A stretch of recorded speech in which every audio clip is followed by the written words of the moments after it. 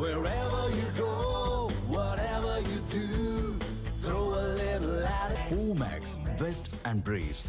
மேலூர் தொகுதியினுடைய சுயேட்சை வேட்பாளர் விவசாயி முருகன் வந்து நம்மிடமே இருக்கிறாரு. அவரிடமே சில கேள்விகளை முன்வைக்கலாம்.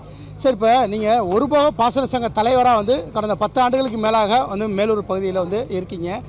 இப்போ என்ன காரணத்துக்காக இப்போ நீங்கள் வந்து எலெக்ஷனில் வந்து இப்போ போட்டி போடுறதுக்கான காரணம் என்னங்க சார்? விவசாயிகள் கோரிக்கையெல்லாம் நாங்கள் எப்பவும் கோரிக்கை சொல்லுவோம், கேட்காடி போராட்டம் பண்ணுவோம், இல்லாட்டி கோர்ட்டில் தீர்வு காணுவோம். இப்போ எங்களுக்கு எவ்வளோதான் போராட்டம் பண்ணாலும் அரசு செவிசாய்க்க மாட்டேங்குது.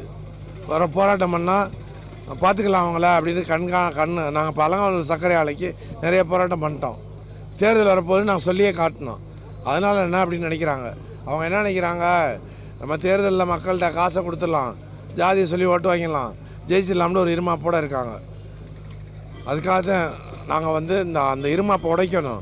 மக்கள் நீங்கள் கோரிக்கை நிறைவேற்றா மக்களில் ஒருத்தர் எந்திரிச்சு வருவார், நியாயத்தை கேட்பார் அப்படின்றக்காக தான் நினைக்கிறோம். இப்போ மேலூர் பகுதியில் இந்த விவசாய சங்க தலைவராக இந்த தண்ணீருக்காக வந்து பல முறை வந்து 4 வழி சாலைகளில் பொதுப்பணித்துறை அலுவலகங்கள் முன்பு சாலை போராட்டங்களில் ஈடுபட்டிருக்கீங்க. அதே மாதிரி டங்ஸ்டன் சுரங்கம் வந்து அமைப்பதற்கு எதிர்ப்பு தெரிவித்து போராட்டங்கள் நடத்திருக்கீங்க. இது மாதிரி என்னென்ன மாதிரியான போராட்டங்கள் நடத்தியிருக்கீங்க? நீங்கள் வெற்றி பெற்று வந்தீங்கன்னா இந்த தொகுதிக்கு என்னென்ன சார் செய்வீங்க? இந்த தொகுதியில் எதுவுமே சரியில்லை. முதல் காரியமாக ஒரு மக்கள் கோரிக்கையை கேட்க ஒரு 5 இடத்துல மேலூரில் இயங்காத 10 வருஷமாக இயங்காத சட்டமன்ற உறுப்பினர் அலுவலகத்தை திறப்போம். அடுத்து ஒரு 5 இடத்துல ஒரு எங்கள் பிரான்ச்சு எம்எல்ஏ பிரான்ச் அமைச்சு கணினி மயமாக்கி கோரிக்கையெல்லாம் உடனுக்குடன் என்னால் முடிஞ்ச அளவு எல்லாத்துக்கும் செஞ்சு கொடுப்போம். அப்புறம் வந்து தண்ணி வருஷம் வர்றதை உறுதிப்படுத்துவோம். அப்புறம் வந்து இளைஞர்கள் இப்போ 10th 12th படிச்சிருக்கவங்களுக்கு ஒரு அடுத்த என்ன செய்யலாம்னு திட்டமிடலுக்கு ஒரு கிளாஸ் நடத்துவோம். எல்லாத்துக்கும் பயிற்சி வகுப்புகள், அரசு வேலைக்கு போகிறதுக்கு எல்லாத்துக்கும் பயிற்சி வேலைகளை செய்வோம். இப்போ அரசு பள்ளிகள்லாம் பிள்ளைகளுக்கு சுகாதாரம் இல்லை, ஆனால் கழிவறைகள் இல்லை, அதில் கவனம் செலுத்துவோம். அப்புறம் நெல் கொள்முதல் நிலையங்களில் எதுவுமே சரியில்லை, மழையில் போனால் நினையுது, அதுக்கெல்லாம் கிட்டக்கிகள் உண்டாக்கி களம் அமைச்சு முறையீடு இல்லாமல் இருக்க பாடுபடுவோம். இப்படின்னு சொன்னால் கோரிக்கை ஒரு 1000 கோரிக்கை வரும். நாங்களால் முடிஞ்சு செஞ்சு சொல்லிக்கிட்டே இருக்கலாம். எதுவுமே செய்யலை, எல்லாத்தையும் செய்ய நாங்கள் முயற்சி பண்ணுவோம், ஒவ்வொன்றா செஞ்சுட்டே இருப்போம்.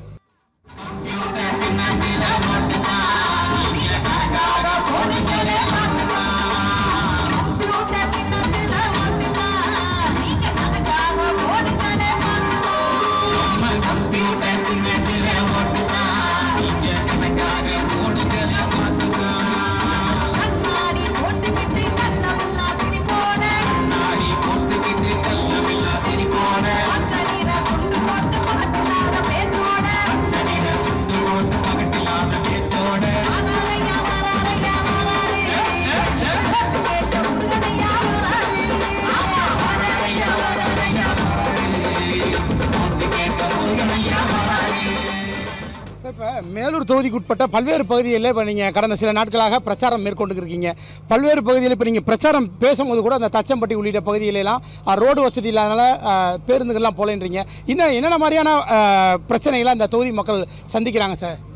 எங்கேயுமே ரோடே சரியில்லை, எல்லா இடத்துலையும் குடிநீர் கிடைக்கல, நிறைய பேருக்கு பஸ் வசதி இல்லை, மின்சார வசதியெல்லாம் சரியில்லை, அடிக்கடி ஃபீஸ் போட்டுறாங்க. எல்லாருமே யார்கிட்ட சொல்கிறதுன்னு தெரியாமல் எம்எல்ஏ ஓட்டு போட்டவர் அவர் நம்மளுக்காக வேலை பார்க்குறவன்றே நிறைய பேர் மறந்துடுறாங்க. அவர் ஏதோ வருஷத்துக்கு 5 வருஷத்துக்கு ஒருக்கா வருவார், ஓட்டு போடுவோம், அதோட முடிஞ்சிச்சு, நம்ம தலையெழுத்து தான் அப்படின்னு நினச்சி வாழ்கிறாங்க மக்கள்.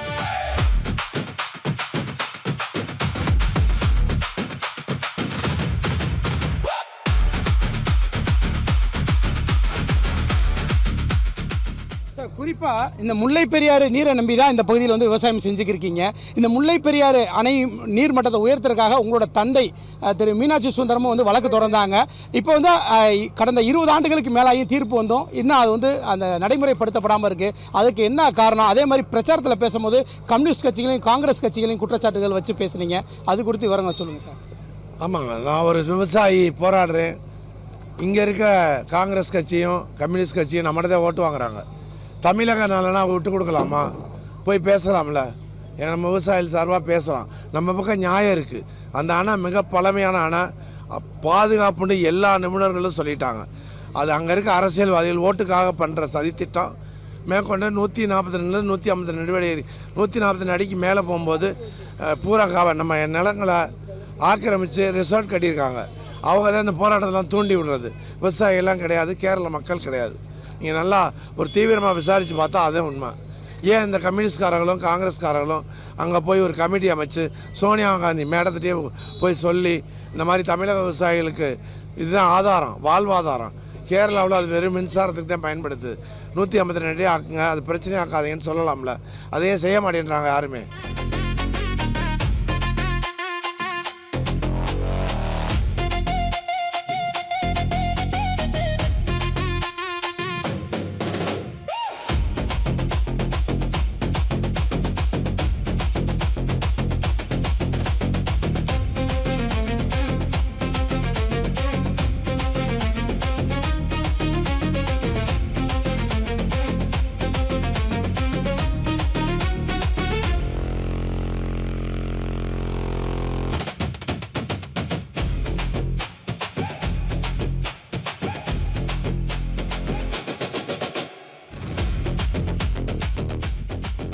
குறிப்பாக மேலூர் தொகுதி வந்து விவசாயம் சார்ந்த பகுதி. இதில் வந்து நெல் விவசாயம் நடைபெறுது, அதே மாதிரி இந்த கரும்பு விவசாயம் நடைபெறுது. இந்த அலங்காநல்லூர் சர்க்கரை ஆலை திறக்கப்படாதனால எத்தனை மாவட்ட அந்த விவசாயிகள் பாதிக்கப்படுறாங்க? நீங்கள் வெற்றி பெற்று வந்தீங்கன்னா அந்த கரும்பு ஆலை திறக்கிறதுக்கான நடவடிக்கைகள் மேற்கொள்வீங்களா? அதே மாதிரி நீங்கள் பிரச்சாரத்தில் சொல்லும் போது கூட அலங்காநல்லூர் பகுதியில் வந்து இந்த ஜல்லிக்கட்டு அரங்கம்லாம் அமைச்சிருக்காங்க, அதில் ஒரு பகுதி இதுக்கு வந்து செலவழிச்சிருந்தா கரும்பு ஆலை திறந்துருக்கலாம்ன்ற மாதிரிலாம் சொல்லுங்க. அது குறித்து சொல்லுங்கள் சார். உண்மைதான், மக்களுக்கே தெரியும். இலவசத்துக்கு எத்தனையோ கோடி செலவழிக்கிறாங்க. 3 மாவட்டம் விவசாயிகள், விவசாய தொழிலாளர்கள், லாரி ஓட்டுநர்கள், டீ கடைக்காரங்க எல்லாரும் பொழப்பாங்க. அந்த மில்லை திறந்தா மில் தொழிலாளர்கள் அவங்களே 7 வருஷம் சம்பளம் இல்லாமல் இருக்காங்க. இவ்வளோ பேர் வாழ்வாதாரமாக இருக்கிறதுக்கு வெறும் ஒரு 30 கோடி, அந்த 30 கோடி ஒரு மணி நேரம் தமிழக அரசு வருமானம். அது திறக்கிறதுக்கு நாங்கள் முதலமைச்சரை பார்க்க கேட்டோம், அது கூட எங்கள் கோரிக்கை மறுக்கப்பட்டுச்சு. நாங்கள் அரசியலுக்கு வர்றதுக்கு அதுவும் ஒரு காரணம். வந்தால் கண்டிப்பாக திறக்கிறதுக்காக இறுதி மூச்சு வரை நாங்கள் பாடுபடுவோம்.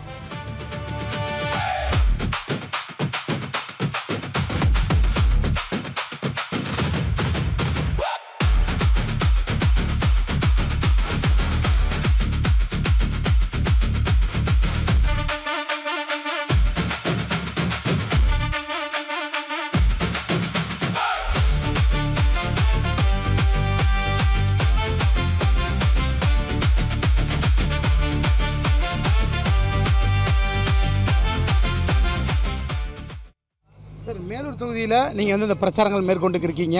இப்போ நீங்கள் வெற்றி பெற்று சட்டசபைக்கு சென்றீங்கன்னா உங்களோட முதல் பணியாக எதை சார் மேற்கொள்வீங்க இந்த மேலூர் தொகுதி மக்களுக்காக? நிறைய பிரச்சனை இருக்குது.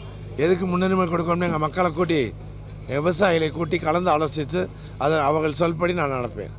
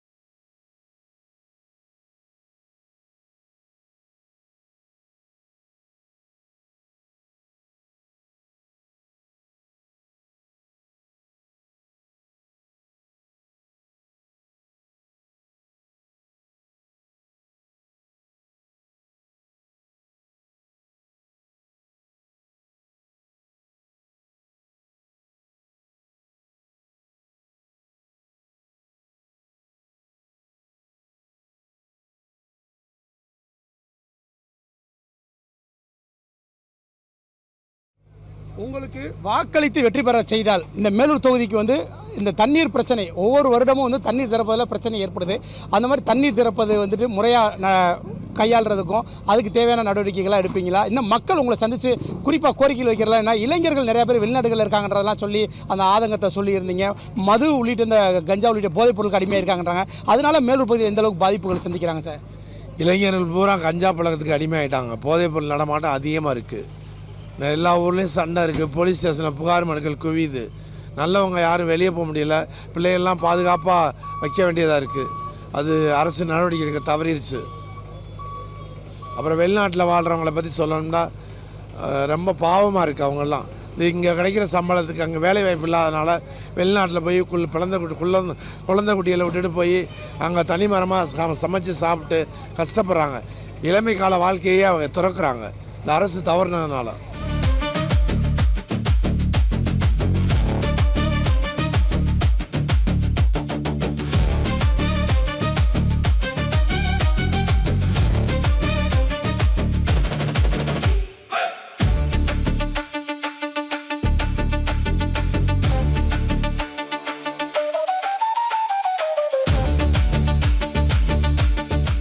குறிப்பாக வந்து இந்த தேர்தல் 2026 சட்டமன்ற தேர்தல் களத்தை பார்த்தோம்னா களத்தில் வந்து 4 முனை போட்டி 5 முனை போட்டின்ற மாதிரிலாம் இருக்குது. பெரிய பெரிய பலம் வாய்ந்த கட்சிகள்லாம் இப்போ களத்தில் நின்றுருக்காங்க. இந்த இடத்துல வந்து நீங்கள் ஒரு சுயேட்சையாக ஒரு விவசாயியாக மேலூர் தொகுதியில் நீங்கள் வந்து களம் காணும் போது உங்களுக்கான ஆதரவு மக்கள் மத்தியில் எப்படி சார் இருக்குது? எங்கள் மக்கள் மேலே நம்பிக்கை இருக்குது. நம்ம உழைக்கிறவங்களுக்கு கண்டிப்பாக பாமர மக்களாக இருந்தாலும் யார் நம்மளுக்கு உழைப்பாங்க, யார் நம்மளுக்கு சேவை செய்வாங்கன்னு அவங்களுக்கு தெரியும். அதனால் அவங்க மேலே நம்பிக்கை வச்சு தான் நான் நிற்கிறேன்.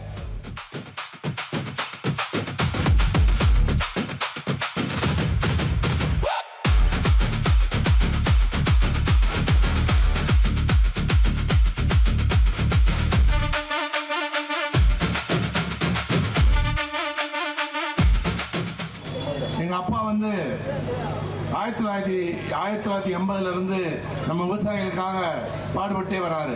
96 உச்சநீதிமன்றம் தீர்ப்பு 142 அடியாக அவர் சொந்த செலவில் 85 வயசில் கஷ்டப்பட்டு போய் உச்சநீதிமன்றத்தில் வழக்காடி நம்மளுக்கு ஜெயிச்சு கொடுத்தாரு. நான் நிறையா தடவை சண்டை போட்டிருக்கேன் அவருடைய. என்னப்பா அரசாங்கம் பார்க்குற வேலையெல்லாம் நீங்கள் பார்க்குறீங்க, எங்கள் காசெல்லாம் அப்படி காலியாக்குறீங்களே அப்படின்ட்டு. டேய் என் பங்குல கழிச்சுக்கிறீங்களா அப்படின்னு சொல்லுவார். அந்த மாதிரி உன்னதமான மனிதர். அவருக்கு எனக்கு நிறையா வழிகாட்டினார். அவர் விட்ட பாதையில் இன்னைக்கு தீர்ப்பு வாங்கி 20 வருஷம் ஆயிடுச்சு. தீர்ப்பு சொல்லும் போதே பேபி அணையை பலப்படுத்திட்டு உச்ச நீதிமன்றம் 150 அடி ஆக்கிடுங்கன்னு சொல்லிடுச்சு. 20 வருஷம் ஆயிடுச்சு. எந்த அரசும் ஒரு புல்ல கூட அதில் பிடுங்களா, அப்படியே மறந்துட்டாங்க. எனக்கும் வயசாகிடுச்சு, 65 வயசு. இன்னொரு 10-20 வயசு ஆனால் நம்ம எல்லாருமே மறந்துடுவோம். அதெல்லாம் சிந்தனை வந்துச்சு, என்னதானா பண்ணுறது அப்படின்ட்டு. அப்புறம் மேலும் நம்ம இப்போலாம் அம்மையார் ஜெயலலிதா இருக்கும்போது அவங்கெல்லாம் பெரிய இரும்பு மனுஷியாக இருந்தாலும் நம்ம போராட்டம் பண்ணால் போராட்டத்தில் இருக்க நியாயத்தை பார்த்து தண்ணி திறப்பாங்க. ஆனால் இப்போ இருக்க அரசியல்வாதிகள் 2 வருஷத்துக்கு முன்னாடியெல்லாம் 5 கட்ட போராட்டம் பண்ணோம், தண்ணியே திறக்கலை. அதான் கடவுள் புண்ணியத்தில் மழை பெஞ்சு நிறைஞ்சு நம்மளுக்கு தண்ணி வந்துச்சு. என்னன்னு சொல்லுங்க, இதே நம்ம முல்லை பெரியார் தண்ணி. இதுக்கு ஒரு ஹிஸ்டரி இருக்கு. 18ஆம் நூற்றாண்டுல இறந்துருக்காங்க. அதெல்லாம் நிறைய பேருக்கு உங்களுக்கு தெரியாது. அதெல்லாம் தெரிஞ்சுக்கிறங்க. இது மலை மறைவு பிரதேசம். இந்த மழையே பெய்யாது. இங்கிலீஷ்காரங்க வருஷம் என்னடா இவ்வளோ பேர் சாகுறாங்க, உணவை வாங்கியாந்து கொடுத்து பார்த்துட்டு இது கட்டுப்படியாகாது நம்மளுக்கு, நம்ம போண்டி ஆக்கிடுவாங்க. நம்ம ஒரு அணையை கட்டி தண்ணியை கொண்டாந்து எல்லாம் விவசாயம் பண்ண வச்சாதான் இந்த மக்களை காப்பாற்ற முடியும்ட்டு அந்த பெண்டியூக்குன்றவர் இந்த அணையை கட்டி நம்மளுக்கு கொண்டாந்தாரு. நம்ம அவரை தெய்வமாக வழிபடுறோம். அதே நம்மளுக்கு உண்மை. இன்றளவும் நம்ம முல்லை பெரியார் அணையும் மேலூரும் பிரிக்க முடியாததாக இருக்குது. அதுக்கு காரணம் எங்கள் அப்பா எடுத்து வச்சது. அதற்கப்புறம் 2013-17 அரசியல்வாதிகளின் சூழ்ச்சியால் தேனி மாவட்டத்துக்கு ஆயிரக்கணக்கில் அவங்க பினாமி நிலத்தை வாங்கி வச்சுருக்காங்க. நம்ம பகுதியில் சிறு சிறு விவசாயிகளாக இருக்கோம். நம்மளை ஏமாற்றிட்டாங்க, தண்ணி திறக்க முயன்றாங்க. நான் கூப்பிட்டதுக்கு நீங்கள் எல்லாமே ஒரு பிள்ளை விடாமல் வர்த்தக சங்கமாகட்டும், எந்த ஜாதி மதம் எதுவுமே பார்க்காம, கட்சி பார்க்காம கூட எல்லா கட்சிக்காரர்களும் 4 வழி சாலையில் நம்ம தமிழ்நாடே வைக்கிற அளவுக்கு நம்ம ஒரு போராட்டத்தில் நடத்தி ஜெயித்தோம். அந்த ஒற்றுமை தான் அரசியலில் வர சொன்னுச்சு. நம்ம மக்கள் நம்மளை நம்புகிறாங்க, அவங்கள விட்டுறக்கூடாது அப்படின்ட்டு. இப்போ அலங்காநல்லூர் சுவர்மில்ல மூடிட்டு 9 வருஷம் ஆச்சு. அது திறக்க சொல்லி நிறையா போய் கெஞ்சி பார்த்துட்டோம், போராட்டம் பண்ணி பார்த்துட்டோம். அதே மாதிரி மில்லுக்கு வேறு எல்லா கோரிக்கைக்கும் நிறைய கோரிக்கைகள் இருக்குது. எந்த கோரிக்கையும் இப்போ வந்து ஆளுங்கட்சி செவி சாய்க்கிறதில்ல. அவங்க என்ன நினைக்கிறாங்க, 5 வருஷம் தானே, 5 வருஷம் கழிச்சு நம்ம போனால் காசை கொடுக்கலாம், ஜாதியை சொல்லலாம், நம்ம ஜெயிச்சிடலாம், இது எதுக்கு இவங்க போய் நம்ம திறக்கணும் கொள்ளணும், இவங்க என்ன பெரிய பண்ண போகிறாங்க அப்படின்னு நம்மளை கீழ்த்தரமாக அவமானப்படுத்துகிறாங்க.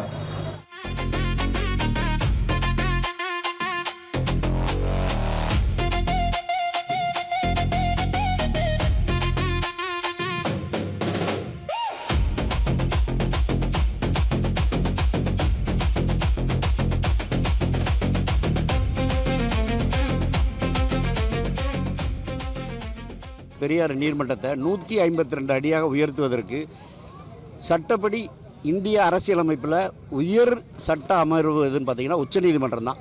அந்த உச்சநீதிமன்றத்தில் 152 அடியாக உயர்த்துவதற்கு ஆணையை வாங்கியிருக்கிறாங்க. ஆனால் அந்த ஆணையை நிறைவேற்ற வேண்டியதற்கு 2 மாநில அரசுகள் அதில் சம்மந்தப்பட்டிருக்காங்க, தமிழ்நாடு மற்றும் கேரளா. ஆனால் இது நாள் வரையிலும் 20 ஆண்டுகள் கடந்த பிறகும் அந்த நீர்மட்டத்தை உயர்த்துவதற்கு 2 மாநிலங்களில் ஆண்ட அரசுகள் எந்த முயற்சியும் எடுக்கவே இல்லை.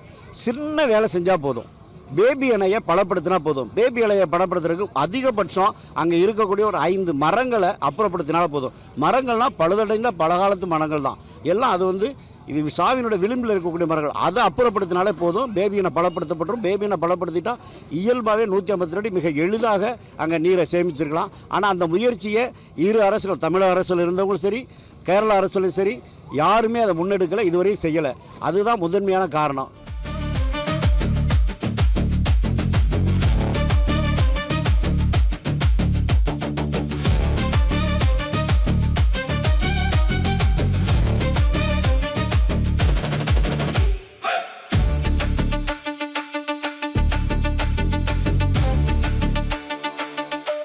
எம்எல்ஏ இருக்கு, அவர் திறமையா நம்மளுக்கு செஞ்சாரா செய்யலையா அப்படின்னு பார்க்காம ஏன் ஜாதி பார்த்து ஓட்டு போடுறோம். இது நம்ம தொகுதிக்கு மட்டும் இல்லை, தமிழ்நாட்டில் உள்ள மக்கள் எல்லாத்துக்கும் தான் நான் கேட்குறேன். இந்த கேள்வி எனக்கு கடவுள் கொடுத்தது. இந்த கேள்வியை கேட்க சொல்லித்தான் இந்த அரசியல் என்னை இறங்க வச்சது. நம்ம இப்படியே நம்ம போயிட்டே இருக்கோம். நம்ம ஒன்றுமே செய்ய முடியாது. மக்கள் போராட்டம் பண்ணி ஓஞ்சிருவோம். கெஞ்சி பார்த்துட்டோம், கோர்ட்லேயும் நம்மளுக்கு தீர்ப்பு கிடைக்கல. அப்புறம் என்னதான பிரச்சனை, சட்டசபையில் நம்ம என்னதை செய்கிறது, நம்மளுக்கான ஒரு குரலை நம்ம போகலாம் அப்படின்ற ஆசை தான். உங்களுக்காக நான் வந்து, எனக்காக இல்லை, எனக்கு வயசாகிடுச்சு, நம்மளே தேட்டரில் நிம்மதியாக இருந்துடலாம். அது இந்த எம்எல்ஏ பதவியை விட பெரியார் ஒருபோக சங்க பதவி 100 மடங்கு உயர்ந்தது.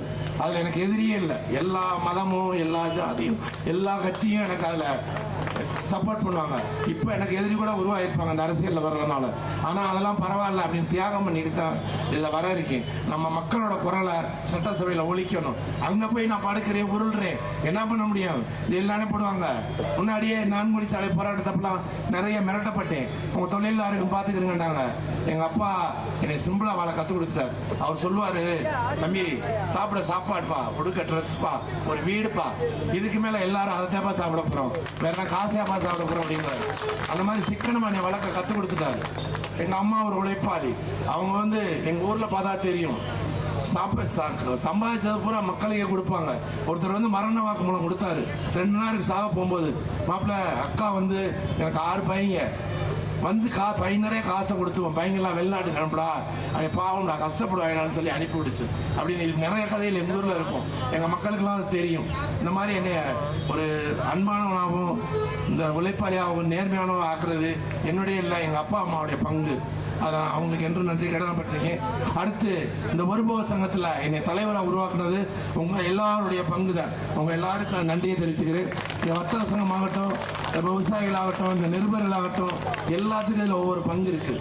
அதனால் அரசியலுக்கு வந்தது நான் வந்து உண்மையிலே சொல்கிறேன், ப்ராமிஸாக கூட சொல்கிறேன், எனக்காக இல்லை, நம்ம மக்களுக்காக தான். நம்ம மக்கள் குரல் ஒலிக்கணும் அப்படின்றதாக நான் வந்திருக்கேன்.